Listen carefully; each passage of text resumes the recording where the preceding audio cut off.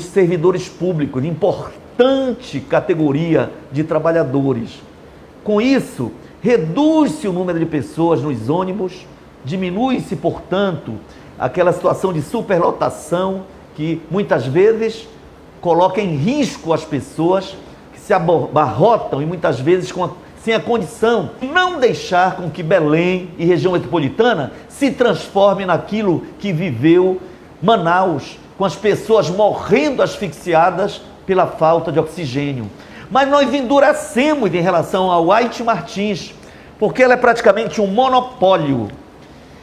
Ela fornece, é a única empresa que fornece rede pública e privada, de modo que conversamos de forma muito séria para que a White Martins garanta a produção de oxigênio em quantidade, abasteça os nossos tanques, e especialmente nos tanques de oxigênio que funcionam no pronto-socorro do Guamá, da 14, no Hospital Beniado com a Prefeitura, além de hospitais como o Barros Barreto, que é uma parceria nossa com a Universidade Federal do Pará. O Barros Barreto é um hospital federal e é um hospital universitário, é uma escola de medicina, na verdade, e está colaborando conosco. Bem, porque a nova cepa que surgiu no Japão, que chegou através de um técnico que trabalha nas multinacionais de Manaus, chegou a Manaus, ela tem um poder de infecção, uma rapidez para infeccionar 100% maior do que aquela original, o coronavírus original. Então as modificações no seu DNA já tornou, o cuidado deve aumentar. Não ficou provado que ela aumenta a letalidade, ou seja, ela não mata mais, cientificamente não se pode dizer, mas é muita gente adoecendo e muitas vezes ficando em estado grave, o que dificulta o acesso aos leitos, porque se você tem que se preparar, evitar que as pessoas adoeçam e as medidas restritivas, mas quero dizer que por coerência, os prefeitos da região metropolitana, o governador, as famílias em dor, em desespero, porque não há nada mais cruel do que um cidadão ver o seu ente querido em Belém. E é exatamente esse nosso compromisso fez com que nós aumentássemos os leitos na nossa rede municipal e na rede conveniada. Nós tínhamos 8, foram para 14 leitos, mais 6. O Hospital da Beneficente Portuguesa, que está conosco conveniado, nós aumentamos de 10 para 25 leitos. Isso aqui é muito significativo e nos dá de segurança para preparar o sistema, caso haja necessário, para ampliar ainda mais o número de leitos, mediante convênio com hospitais da universidade, com hospitais privados, mas eu espero que nós não tenhamos que dar passos nesse sentido. As escolas municipais, bem como as escolas estaduais, só estão tendo atividades online, porque não queremos colocar em risco a vida dos nossos alunos, que podem infeccionar seus pais, seus avós,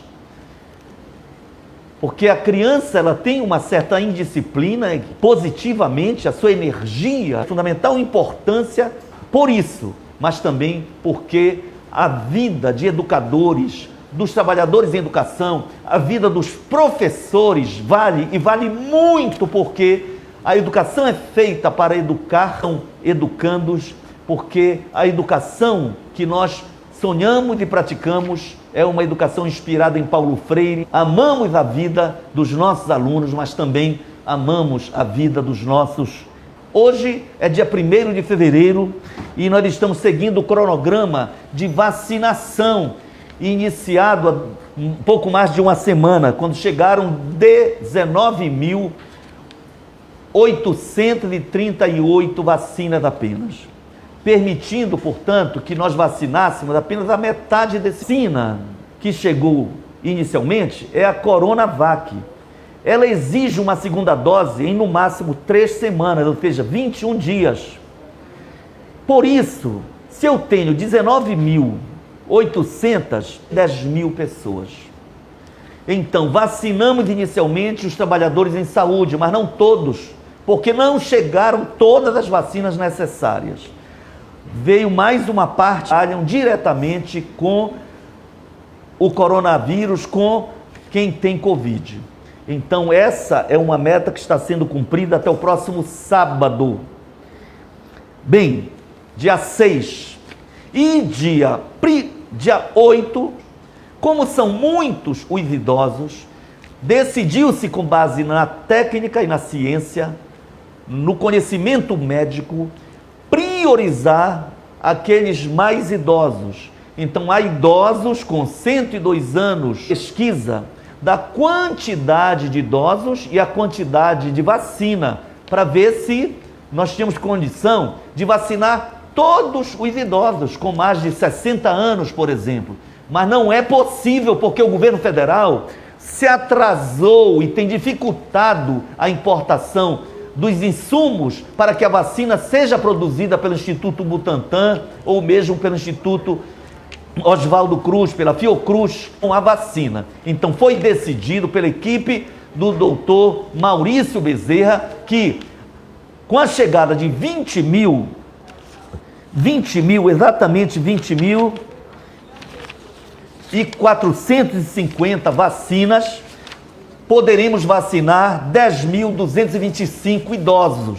E a quantidade de idosos teve que obedecer a um corte na idade a partir de 85 anos. Então, todos os idosos com 85 anos a 100, 110, 120 anos, todos sairão os documentos necessários para o cadastramento. Aquele idoso que tem acesso às redes, ele pode ele mesmo se inscrever, ou um parente pode inscrever. As unidades de saúde, no dia 3, estarão abertas para que as pessoas se dirijam até aquela unidade básica e façam também o seu credenciamento. Portanto, todos os credenciados receberão a vacina. Mas se eventualmente um idoso tem dificuldade de acessar a internet ou dificuldade de receber de algum parente mais jovem o direito de fazer o cadastramento do idoso da sua família, do seu avô, do seu pai, desde que ele comprove que tem ligação com aquele idoso. E iremos, portanto, à casa desse cidadão vaciná-lo. Se combate a endemia, temos milhares e milhares de técnicos de enfermagem, de enfermeiros, de médicos. E hoje eu assinei autorização ao secretário Maurício Bezerra, autorização para que ele possa contratar mais profissionais de saúde, incluindo médicos e enfermeiros, exatamente para não ficarmos à mercê de um pico, digamos assim, de infecção, porque se isso vier a ocorrer, nós temos que estar uma única vida, para nós importa muito. E todas as vidas que nós pudermos salvar, nós salvaremos.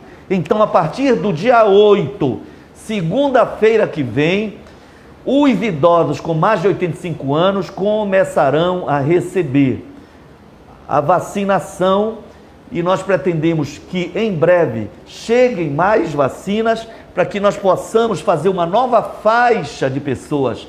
Nesse mês, em Belém não há aldeias indígenas, a não ser de indígenas Uarau, que vivem, são venezuelanos ou são brasileiros, vivem ali na fronteira do Brasil com Venezuela. Muitos vieram para Belém, são menos de 500, mas são vidas humanas que deverão ser vacinados. E em Mosqueiro nós temos um quilombo. Os quilombolas, portanto, eles não têm muita imunidade. Por isso, técnico-cientificamente, eles também compõem a prioridade. Então, em detalhes, tudo isso, e eu espero que em breve, bem em breve, nós possamos festejar o seu centenário. No dia 19 de setembro, eu sonho em homenagear Paulo Freire com a notícia de que estamos livres da pandemia. Mas para nos livrar da pandemia, temos que ter investimento na produção de vacina, na compra de vacina, centenas e centenas de profissionais qualificados para realizar a política de imunização, de vacinação. Cabe ao governador do estado receber as vacinas, colocar nos aviões, distribuir para o interior. A parte de Belém é entregue num galpão, para que nós cumpramos a nossa parte, que é a vacinação. Não evitar o adoecimento, evitar a intubação, evitar mortes. Esse é um compromisso nosso, porque é um compromisso com a vida. E é isso que nós estamos fazendo. Agora, cada um pode ajudar, usando álcool gel, usando a máscara, evitando, nós podemos ajudar.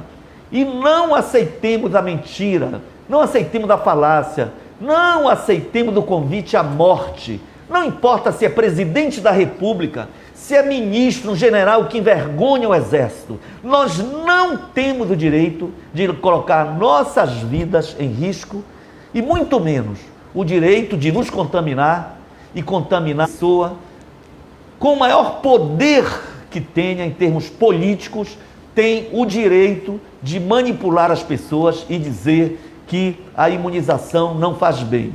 Muitas doenças foram superadas por conta das vacinas. E muitas doenças continuarão sendo superadas com as vacinações. E a Covid, que é letal, como sabemos, que já tirou mais de 220 mil para que o governo brasileiro cumpra com a sua obrigação